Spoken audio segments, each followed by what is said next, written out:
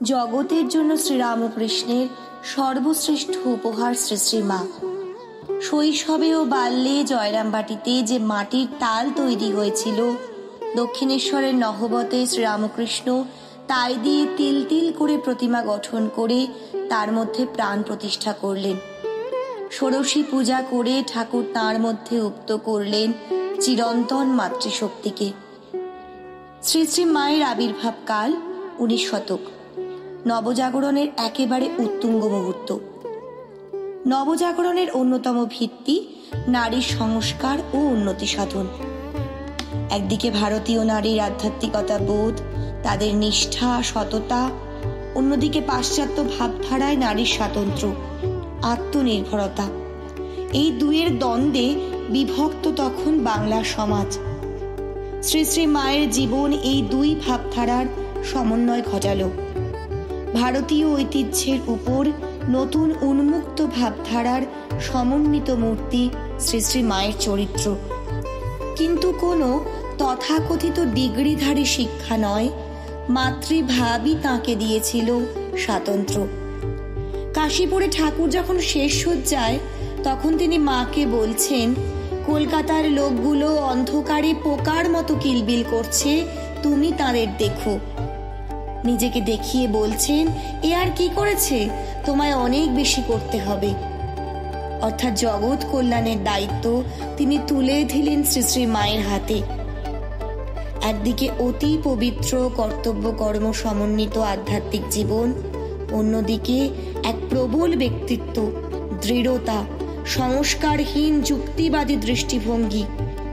এই দুয়ের মিশেল শ্রী শ্রী মাকে এক 19 শতকীয় স্বতন্ত্র নারীতে পরিণত করেছিল।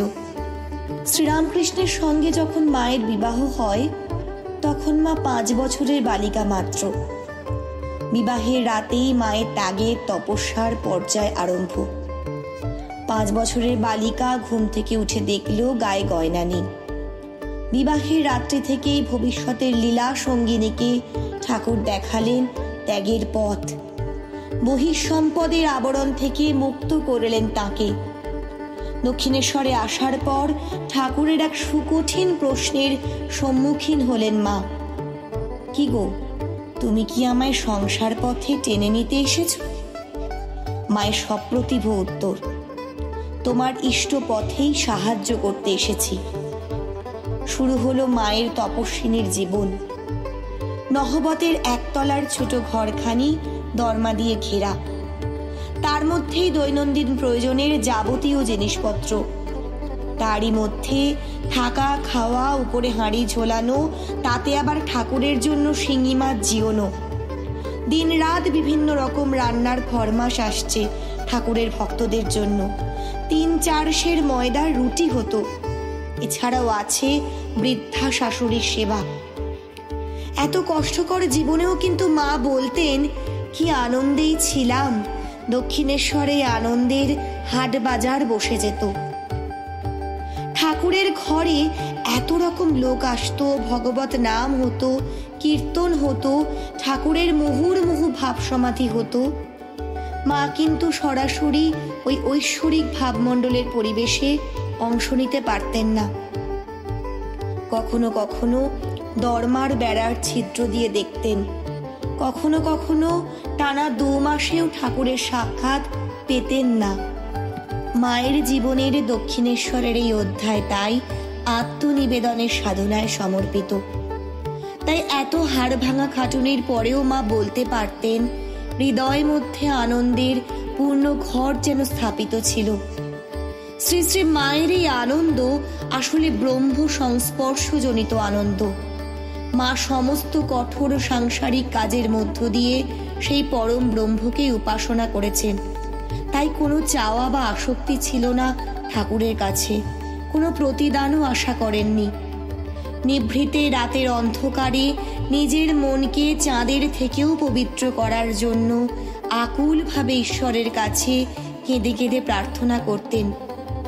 রাত 3টে থেকে উঠে জপ করতেন, সমাধিস্থ হতেন নহবতের বারান্দায়। তখন আর কোনো জ্ঞান থাকতো না। দিনে 1 লক্ষ জপ করতেন। তখনকার মেয়েরা বিশেষত যারা গৃহকোণের আড়ালে বন্দী, তারা সন্তান, সংসার ধর্ম, স্বামী এর বাইরে কিন্তু জগৎকে জানতেন না। শ্রী শ্রী মা ওই যুগে দেখালেন সাংসারিক সুকঠিন কর্তব্য পালন করেও কিভাবে মেয়েরা ঈশ্বরমুখী জীবনযাপন করতে পারে। নহবতের এক চিলতে ঘরে হাড় ভাঙা খাটুনির পরেও মায়ের এই নিবিড় আধ্যাত্মিক জীবন ভারতীয় নারীর চিরকালীন পাথেয়। শ্রী শ্রী মা গৃহকোণের আড়ালেই মূলত নিজেকে আবদ্ধ রাখলেও লজ্জাপটাবৃতা মা কিন্তু ব্যক্তি স্বাতন্ত্র্যবোধে প্রবলভাবে উজ্জ্বল। নবজাগরণের অন্যতম বৈশিষ্ট্য হল সামাজিক নির্মম সংস্কার, প্রথা ইত্যাদিকে দূরে সরিয়ে রেখে মানবতা বোধের প্রতিষ্ঠা। শ্রী শ্রী মা পাশ্চাত্য শিক্ষায় শিক্ষিতা নন, মানবতাবাদের কোনো তত্ত্ব তার জানা ছিল না, কিন্তু মাতৃত্বের ধর্মে তিনি আত্মস্থ করেছিলেন নতুন যুগের নতুন চেতনার এই গুণটিকে। তাই রামকৃষ্ণ গতপ্রাণা হলেও এই মাতৃত্বের জায়গায় তিনি তার স্বাতন্ত্র্য বজায় রাখতেন। দক্ষিণেশ্বরে এক বৃদ্ধা মায়ের কাছে আসত। যৌবনে সে খারাপভাবে জীবন কাটালেও পরে সে ভালো পথে ফিরে আসে, হরিনাম গাইত। ঠাকুর তাকে দেখে একদিন মাকে বললেন, ওটাকে এখানে কেন? ছি ছি, ওর সঙ্গে কি কথা? মা উত্তরে জানালেন, ও এখন ভালো কথাই কয়, হরিনাম করে, ক্ষতি কি? মা কিন্তু ঠাকুরের আপত্তি সত্ত্বেও সেই মহিলাকে দূরে সরিয়ে দিলেন না।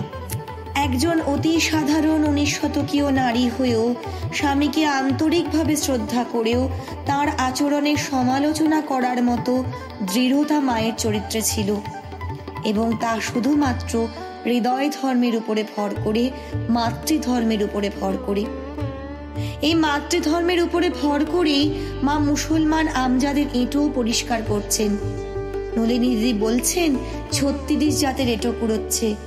মা উত্তরে বলছেন, 36 কোথায়, সবই তো আমার। তাই বলতে পারছেন, শরৎও আমার ছেলে, আমজাদও আমার ছেলে। তাঁর এই মাতৃত্বের কাছে জাত পাত বর্ণভেদ সবকিছু দূরে চলে গিয়েছিল। সেই সময় বিধবাদের সম্বন্ধে হিন্দু পরিবারগুলিতে বিধিনিষেধ অত্যন্ত কঠোর ছিল, কিন্তু শ্রী শ্রী মায়ের কাছে নারীত্বের ধর্ম কোনো সংস্কারে আবদ্ধ ছিল না, ছিল হৃদয় বোধের কাছে। তাই সে যুগের মানদণ্ডে তিনি এক ক্রান্তিকারী ভূমিকা গ্রহণ করলেন। শ্রীরামকৃষ্ণের দেহত্যাগের পর, ঠাকুরের তিরোধানের পরেও তিনি হাতের সোনার বালা বা পরনের সরু লাল পেরে কাপড় পরিত্যাগ করলেন না। সমাজের রক্তচক্ষুকে উপেক্ষা করেও তার দীর্ঘ আলুলায়িত কেশ বজায় রেখেছিলেন, যা সেই যুগের অমানবিক প্রথার বিরুদ্ধে এক অসম সাহসিকতার পরিচায়ক। ব্রাহ্মণের বিধবা হয়েও সমাজের কঠোর অনুশাসনকে উপেক্ষা করে মা কিন্তু নির্জলা একাদশী পালন করেননি।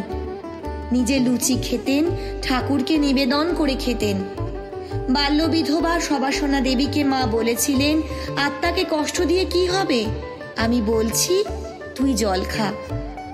মনের পবিত্রতা এবং প্রকৃত ঈশ্বর চেতনার সঙ্গে যে আসলে সমাজ নির্দিষ্ট সংস্কারের কোনো যোগ নেই, তা মা তাঁর জীবন দিয়ে আমাদের দেখিয়ে দিয়ে গিয়েছেন ওই সময় দাঁড়িয়েও। 19 শতকে দাঁড়িয়ে যখন পতিতা নারীদের সমাজে কোনো স্থান ছিল না, তারা ছিল শুধুই ঘৃণার পাত্রী, সেখানে দাঁড়িয়ে মা তার গণ্ডি ভাঙা মাতৃত্বের বাঁধনে এদেরও কাছে টেনে নিলেন। কোনো তথাকথিত আধুনিক ফেমিনিজমের তত্ত্ব মা জানতেন না, জানতেন বর্ণ, বৃত্তি, লিঙ্গ নিরপেক্ষে নারীকে ভালোবেসে মানবিক মর্যাদাটুকু দিতে। তাই কোনো নারী বিপথে গিয়ে পরে অনুতপ্ত হয়ে ফিরে এলে মা তাকে সাদরে গ্রহণ করতেন, তাকে মন্ত্র দীক্ষা দিতেন তার মানবিক শুদ্ধ চৈতন্যের বিকাশে। আসলে মা অমানবিক সামাজিক মানদণ্ডে নারীর মূল্য যাচাই করেননি। তাই পতিতা নারীরা তার কাছে আসতো বলে রামকৃষ্ণ অনুরাগী ভক্তদের কেউ কেউ অভিযোগ করেছিলেন। উত্তরে মা বলেছিলেন, ওদের যদি আসতে না দাও আমি এখানে থাকবো না। ঠাকুর কি শুধুই রসগোল্লা খেতে এসেছিলেন? আমি সতেরও মা, অসতেরও মা, সতীরও মা, অসতীরও মা। সংস্কারহীন এই উন্মুক্ত চেতনা কিন্তু মা কোনো বিদেশ থেকে আমদানি করা তত্ত্ব থেকে পাননি। তার ভালোবাসার শক্তিতে মাতৃ হৃদয় দিয়ে আত্মস্থ করেছিলেন। সেই সময় রঙ্গালয় অর্থাৎ থিয়েটার ছিল হিন্দু সমাজে অত্যন্ত অপবিত্র জায়গা, কারণ মূলত সেখানে পতিতা নারীরাই অভিনয় করতেন। মা এই সমস্ত সামাজিক বিধিনিষেধকে উপেক্ষা করে নিজে ওই সময় থিয়েটার দেখতে গিয়েছেন। মিনার্ভা থিয়েটারে রামানুজ নাটকে চম্পার ভূমিকায় নীরদা সুন্দরীর অভিনয় দেখে অভিভূত হয়ে মা তাকে কাছে টেনে চুম্বন করে আশীর্বাদ করেছেন। সেকালে দুই বিখ্যাত অভিনেত্রী তিনকুড়ি, তারা সুন্দরী প্রায়ই মায়ের কাছে আসতেন। তারা প্রসাদ নিতেন। পতিতা নারীর প্রতি এমন উন্মুক্ত দৃষ্টিভঙ্গি 19 শতক কেন, আজকের যুগে দাঁড়িয়েও বিরল। কিন্তু মা তা দেখিয়েছেন শুধুমাত্র মাতৃধর্মের উপর ভিত্তি করে। স্বামীজি বিশ্বাস করতেন শ্রী শ্রী মা ভারতবর্ষে মহাশক্তির জাগরণে এসেছেন। তাকে কেন্দ্র করে ভারতবর্ষে আবার গার্গী মৈত্রেয়ীদের পুনরুত্থান ঘটবে। ভারতে নারী জাগরণের স্তম্ভ ছিলেন তাঁর কাছে শ্রী শ্রী মা। তাই ভারতীয় নারীদের উন্নতির লক্ষ্যে নিবেদিতাকে নিয়ে এসে স্বামীজি তাকে অর্পণ করেছিলেন শ্রী শ্রী মায়ের চরণে। একদিকে নিবেদিতা অসাধারণ বিদুষী, প্রচণ্ড কর্মপরায়ণা, তীক্ষ্ণ বুদ্ধিশালিনী, বাগ্মী। অন্যদিকে শ্রী শ্রী মা আধুনিক শিক্ষায় সম্পূর্ণ অনভিজ্ঞা, লজ্জা পটাবৃত। কিন্তু সেই বিদেশিনী নারীকে মা গ্রহণ করলেন আমার খুকি বলে। খুলে দিলেন ভারতীয় নারীর অন্তঃপুরের দ্বার পাশ্চাত্যের নারীর জন্য। তার সঙ্গে বসে একত্রে আহারও গ্রহণ করলেন। নিবেদিতা এই দিনটিকে তাঁর ডায়েরিতে ডে অফ ডেজ অর্থাৎ জীবনের শ্রেষ্ঠতম দিন বলে উল্লেখ করেছেন। প্রাচ্য পাশ্চাত্যের শ্রেষ্ঠ গুণাবলী সম্মিলনে স্বামীজি যে ভবিষ্যৎ নারী সমাজ গঠন করতে চেয়েছিলেন তারই সূচনা বলা যেতে পারে এই দিনটিকে। স্বামীজি বিশ্বাস করতেন মাতৃশক্তি ও বিদ্যাশক্তির সমন্বিত বিগ্রহ শ্রী শ্রী মা ভারতীয় নারীর সামনে উজ্জ্বলতম আদর্শ। তাই পাশ্চাত্যের নারী মার্গারেট যাতে ভারতীয় নারীর আদর্শে নবজন্ম গ্রহণ করতে পারে, ভারতীয় নারীর উন্নতির লক্ষ্যে নিজেকে সমর্পণ করতে পারে, তাই স্বামীজি তাকে নিয়ে এসে এই মাতৃমূর্তির পদতলে সমর্পণ করেছিলেন। নিবেদিতার স্কুলের সূচনাও হয়েছিল শ্রী শ্রী মায়ের হাত ধরে। মা নিজে পড়াশুনো শেখেননি, শেখার সুযোগ পাননি, কিন্তু প্রাণ ভরে আশীর্বাদ করেছিলেন নিবেদিতার এই উদ্যোগকে। বিদ্যালয়ের প্রাণ প্রতিষ্ঠা করেছিলেন মা স্বয়ং। বলেছিলেন, আমি প্রার্থনা করি যেন এই বিদ্যালয়ের উপর জগন্মাতার আশীর্বাদ বর্ষিত হয় ও এখান থেকে শিক্ষাপ্রাপ্ত মেয়েরা যেন আদর্শ বালিকা হয়ে ওঠে। বাংলার বিবাহিত মেয়েরা, সাধারণ ঘরের বাঙালি মেয়েরা, বিধবা মেয়েরা প্রথমবার ঘরের অন্দরমহল থেকে বেরিয়ে স্কুলে যাচ্ছে। ভারতবর্ষের ইতিহাসে এ প্রথমবার সম্ভব হয়েছিল নিবেদিতার হাত ধরে। এর আগে মেয়েদের শিক্ষা ছিল একেবারে উচ্চবর্ণীয় পরিবারগুলির মধ্যে সীমাবদ্ধ। কারণ মায়ের সঙ্গে পরিচিতির সূত্রে নিবেদিতা আত্মস্থ করেছিলেন ভারতীয় নারী জীবনের আদর্শগুলিকে। তার আচরণে সকলেই বুঝেছিল নিবেদিতার উদ্দেশ্য ভারতীয় চেতনায় মেয়েদের চরিত্র গঠন। নারীর আত্মমর্যাদা অর্জনে মাথা তুলে উঠে দাঁড়ানোর জন্য শিক্ষার গুরুত্ব অপরিসীম মা কিন্তু একথা ও যুগে দাঁড়িয়ে উপলব্ধি করেছিলেন। দুজন মাদ্রাজি মেয়ে 20-22 বছর বয়সেও বিয়ে না করে নিবেদিতার স্কুলে থেকে পড়াশুনো করত। মা তাদের অত্যন্ত প্রশংসা করতেন এবং সকলের কাছে এই মেয়ে দুটির তুলনা দিতেন। বিবাহই যে নারী জীবনের একমাত্র লক্ষ্য, একমাত্র পুরুষার্থ, মা কিন্তু তা বিশ্বাস করতেন না। এক মহিলা ভক্তের অবিবাহিতা 5টি কন্যার বিবাহের জন্য দুশ্চিন্তার কথা শুনে মা বলেছিলেন, বিয়ে দিতে না পারো, এত ভাবনা করে কি হবে? নিবেদিতার স্কুলে রেখে দাও, লেখাপড়া শিখবে, বেশ থাকবে। লেখাপড়া শিখে মেয়েরা নিজেদের জীবিকা নিজেরা সংস্থান করুক, মা চাইতেন। গৌরী মা, সুধীরা দেবী, নিবেদিতা যারা স্বাধীনভাবে নারী শিক্ষায় ব্রতী ছিলেন, তাদের মা অত্যন্ত প্রশংসা করতেন। এক ভক্তের কন্যা বিবাহে অসম্মত ছিল। মা তাকে বলেছিলেন, বিয়ে দিতে যাবে কেন? সারা জীবন পরের দাসত্ব করা, পরের মন জোগানো, এ কি কম কষ্টের কথা? তার থেকে লেখাপড়া শিখুক। সে যুগে দাঁড়িয়েও মা বিশ্বাস করছেন বিবাহই নারীর জন্য একমাত্র প্রতিষ্ঠান নয়। পড়াশুনোর পাশাপাশি মেয়েরা সঙ্গীত, সূচিশিল্প, ধাত্রীবিদ্যা ইত্যাদি শিখে নিজের পায়ে দাঁড়াক, অর্থনৈতিকভাবে স্বাবলম্বী হোক, মা চাইতেন। তাই বারবার বলতেন, কারোর কাছে কিছু চেও না মা, স্বামীর কাছে না, ছেলের কাছে না, এমনকি বাপের কাছেও নয়। অর্থাৎ সেই যুগে দাঁড়িয়েও মা চাইছেন মেয়েরা যাতে আত্মবিশ্বাসী ও আত্মনির্ভরশীল হয়ে ওঠে। অর্থাৎ শুধু মাতৃধর্মের উপর ভিত্তি করে সমাজ নির্দেশিত সংস্কারগুলিকে উপেক্ষা করা নয়, মা ছিলেন সর্বতোভাবে মননে ও চিন্তনে একজন আধুনিক নারী, একজন ব্যক্তি স্বাতন্ত্র্যময়ী নারী। মায়ের চরিত্রের স্বাতন্ত্র্যের আরেকটি জায়গা হলো তার সংঘ জননীর সত্তা। শ্রীরামকৃষ্ণের দেহত্যাগের পর যখন তৈরি হলো রামকৃষ্ণ সংঘ, তখন মাই রইলেন সংঘের কেন্দ্রবিন্দুতে। স্বামীজি তাকে ঘোষণা করলেন সংঘ জননী বলে। 1897 সালের 1 মে বলরাম বাবুর বাড়িতে রামকৃষ্ণ সংঘের প্রতিষ্ঠার পরিকল্পনা করে স্বামীজি যে সভার আহ্বান করেন, সেখানে শ্রী শ্রী মাকে স্বামীজি ঘোষণা করলেন সংঘ জননী বলে। বললেন, শ্রী শ্রী মাকে কি শুধুই শ্রীরামকৃষ্ণের সহধর্মিনী বলে, গুরুপত্নী বলে মনে করো? তিনি তা নন। আমাদের এই যে সংঘ হতে চলেছে, তিনি তার রক্ষাকর্ত্রী, পালনকারিণী, তিনিই আমাদের সংঘ জননী। ভারতবর্ষের ইতিহাসেই প্রথমবার একটি সন্ন্যাসী সংঘের কেন্দ্রবিন্দুতে এলেন একজন নারী, যিনি তথাকথিত অর্থে বিদুষী নন, সন্ন্যাসিনী নন, সামাজিক দৃষ্টিকোণ থেকে এক অতি সাধারণ ব্রাহ্মণের বিধবা নারী। একমাত্র তার প্রবল ব্যক্তিত্ব ও মাতৃত্বের শক্তিতে লালন করলেন এই সংঘকে। ঠাকুরের দেহত্যাগের পর পরম আদরে, ভালোবাসায়, স্নেহে, অনুশাসনে তিনি এই সংঘকে একটা বীজ থেকে চারা গাছে রূপান্তরিত করলেন। পরবর্তীতে স্বামীজি মায়ের এই অবদানকে স্মরণে রেখে ক্যালিফোর্নিয়ার শেক্সপিয়ার ক্লাবে আমার জীবন ও ব্রত বক্তৃতায় বলেছিলেন, একদিন আমাদের গুরুদেবের দেহান্তের সময় উপস্থিত হলো। সেদিন শুধু একজনের সহানুভূতি আমাদের আশা বহন করে আনলো। তিনি একজন নারী, আমাদের গুরুদেবের সহধর্মিনী। বেলুর মঠের জমি কেনা ও মঠ প্রতিষ্ঠার ক্ষেত্রেও শ্রী শ্রী মায়ের ইচ্ছা শক্তি ও অনুপ্রেরণাই ছিল সব থেকে বড় বিষয়।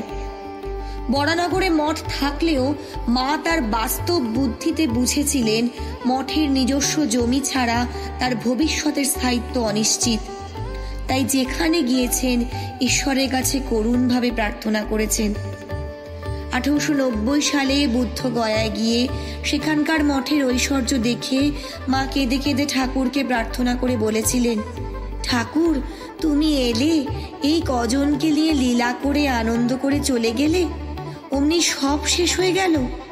তোমার নাম করে বেরিয়ে আমার ছেলেরা দুমুঠো অন্নের জন্য ঘুরে বেড়াবে, এ আমি দেখতে পারবো না। মায়ের এই একান্ত প্রার্থনা, ইচ্ছা শক্তির ফল হলো বেলুর মঠ। শ্রীরামকৃষ্ণের মতাদর্শ বিশ্বব্যাপী প্রচারের জন্য শিকাগো ধর্মসভা ছিল বিবেকানন্দের কাছে অবশ্যই একটা প্ল্যাটফর্ম স্বরূপ। শ্রী শ্রী মাই সেখানে ছিলেন তাঁর প্রেষণা। ব্রাহ্মণের বিধবা হয়েও মা কিন্তু কালাপানি পার হওয়ার বিষয়ে কোনো সামাজিক বাধা গ্রাহ্য করেননি, বরং যৌক্তিকভাবে আশু প্রয়োজনকে বিবেচনা করে স্বামীজিকে অনুমতি দিয়েছেন বিদেশ যাত্রার। মায়ের অনুমতিকে শিরোধার্য করে স্বামীজি রওনা দিলেন শিকাগো যাত্রার পথে। স্বামীজি পরে শিবানন্দ মহারাজকে চিঠিতে লিখছেন, এখানে আসার আগে মায়ের আশীর্বাদ চেয়ে চিঠি লিখলুম। মা আশীর্বাদ দিলেন, অমনি হুপ করে পগার পার। স্বামীজির বিদেশে থাকার সময় মঠের কোনো বিষয় নিয়ে কোনো সংকট তৈরি হলে তিনি মায়ের মতামতের উপরেই সকলকে নির্ভর করতে বলেছিলেন। বলরাম বসুকে একটি চিঠিতে তিনি লিখেছিলেন, মাতা ঠাকুরানীর যে ইচ্ছে তাই করিবেন, আমি কোন নরাধম তাহার সম্বন্ধে কথা বলি। মায়াবতীর অদ্বৈত আশ্রমে স্বামীজির একান্ত ইচ্ছা ছিল শুধু অদ্বৈত বেদান্তের চর্চা হবে, কিন্তু স্বামীজি সেখানে গিয়ে দেখলেন শ্রীরামকৃষ্ণের পুজো চলছে। তার বিরক্তি দেখে উপস্থিত সন্ন্যাসীরা সেই পুজো আপাতভাবে বন্ধ করে দিলেন, কিন্তু তাদের মনের মধ্যে দ্বিধা রয়েই গেল। তারা চিঠিতে সে কথা মাকে জানালেন। 15ই ভাদ্র 1309 একটি চিঠিতে মা লিখেছেন, তোমাদের যিনি গুরু তিনিও অদ্বৈত, অতএব তোমরাও অদ্বৈতবাদী। এভাবে এই সমস্যারও মা সমাধান করেছিলেন সেই সময়। স্বামীজির রামকৃষ্ণ মিশন প্রতিষ্ঠার উদ্দেশ্য ছিল আত্মনে মোক্ষার্থং জগদ্ধিতায় চ, অর্থাৎ জগতের কল্যাণের মাধ্যমে নিজের মুক্তি সাধন, অর্থাৎ শ্রীরামকৃষ্ণের সেই শিবজ্ঞান জীবসেবা। কিন্তু স্বামীজির গুরু ভাইদের কেউ কেউ এই সেবা কাজ শ্রীরামকৃষ্ণের ভাবানুগ কিনা এই বিষয়ে সংশয় প্রকাশ করেছিলেন। এই বিষয়ে স্বামীজির নীতিকে কুণ্ঠাহীনভাবে সমর্থন জানিয়েছিলেন মা। বলেছিলেন, মঠ এভাবেই চলবে, কাজ করবে না তো কি নিয়ে থাকবে। মা যখন নিজে কাশী যান তখন কাশী সেবাশ্রমে সেবা কাজ দেখে, অসুস্থ মানুষদের সেবা দেখে মা অত্যন্ত খুশি হয়ে বলেছিলেন, ঠাকুর এখানে প্রত্যক্ষ বিরাজ করছেন, এসব তারই কাজ। এবং মা সেখানে 10 টাকা দান করেছিলেন। সেই যুগে দাঁড়িয়েও এতটা আধুনিক এবং উন্নত উন্মুক্ত দৃষ্টিভঙ্গি ছিল শ্রী শ্রী মায়ের। পরবর্তীতে মায়ের বিভিন্ন নির্দেশই হয়ে দাঁড়ায় মঠের জন্য গাইডলাইন।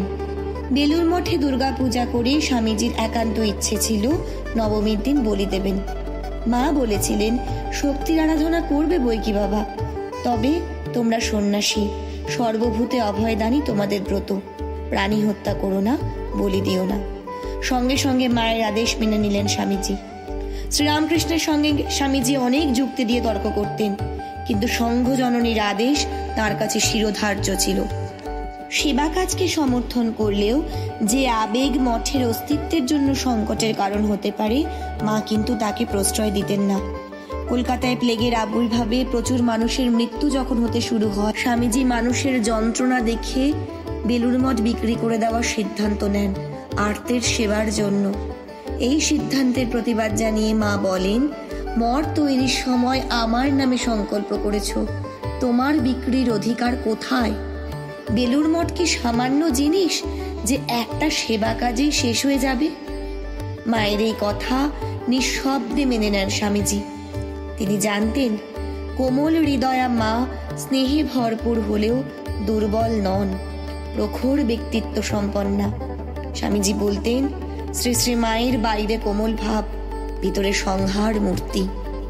19 শতকে দাঁড়িয়ে বাংলার সাধারণ নারীদের জীবন যেখানে শুধুই পুরুষের অন্দরমহলে সীমাবদ্ধ, নারী শুধুই পুরুষের ভোগের সামগ্রী কিংবা তার সন্তানের জন্মদাত্রী, সেখানে দাঁড়িয়ে শ্রী শ্রী মা এক ব্যতিক্রমী চরিত্র। কিন্তু তার এই প্রবল ব্যক্তি স্বাতন্ত্র্যবোধ, আত্মমর্যাদাবোধ, উন্মুক্ত দৃষ্টিভঙ্গি এর উৎস অবশ্যই শ্রীরামকৃষ্ণ। নিজের পৌরুষত্বের এতটুকু অহংকার না রেখে তিনি নিজের স্ত্রীকে পুজো করলেন মহামায়া জ্ঞানে, মায়ের পায়ে অর্ঘ্য নিবেদন করলেন। তার দৃষ্টিতে নহবতের সেই মা এবং মন্দিরের ভবতারিণী একাকার হয়ে গিয়েছেন। তিনি দীক্ষাও নিলেন এক নারীর কাছ থেকে। সমগ্র স্ত্রী জাতিকে তিনি মা বলে বিশ্বাস করতেন।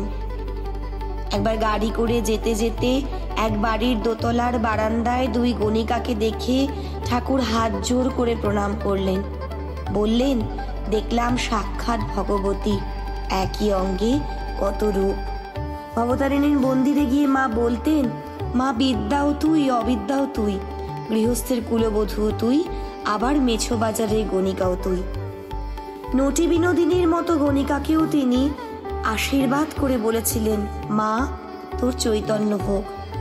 নটি বিনোদিনী তার আত্মকথায় লিখেছিলেন, জগৎ যদি আমায় ঘৃণার চোখে দেখে তাতেও আমার কিছু যায় আসে না, কারণ আমি পরম আরাধ্য শ্রীরামকৃষ্ণ পরমহংসদেবের কৃপা পেয়েছি। নটি বিনোদিনীর এই কথা থেকে বোঝা যায় শ্রীরামকৃষ্ণ কিভাবে নারীর মধ্যে প্রবল আত্মবিশ্বাস, আত্মমর্যাদা বোধ, আত্মস্বকীয়তা বোধ চাড়িয়ে দিতে পারতেন, বুনে দিতে পারতেন। এই প্রবল আত্মবিশ্বাস ও আত্মমর্যাদার শক্তি অবশ্যই মাতৃত্বের শক্তি, ব্যক্তিত্বের শক্তি। স্বামীজি নিজেও এতটাই প্রভাবিত হয়েছিলেন গুরুর এই শক্তিতে যে লিখেছিলেন, he was the saviour of women. আর শ্রীরামকৃষ্ণের নারী সম্পর্কে চেতনার ব্যবহারিক প্রতিমূর্তি হলেন শ্রী শ্রী মা। একদিকে পবিত্রতার স্বরূপিণী হয়ে ভারতীয় আধ্যাত্মিক চেতনার তিনি এক ঘনীভূত বিগ্রহ, আবার অন্যদিকে অসাধারণ ব্যক্তিত্বময়ী, উন্মুক্ত মনা ও স্বতন্ত্র চেতনার অধিকারী, যেই চেতনা অবশ্যই যুগের সাপেক্ষে ভীষণভাবে আধুনিক ও স্বকীয়।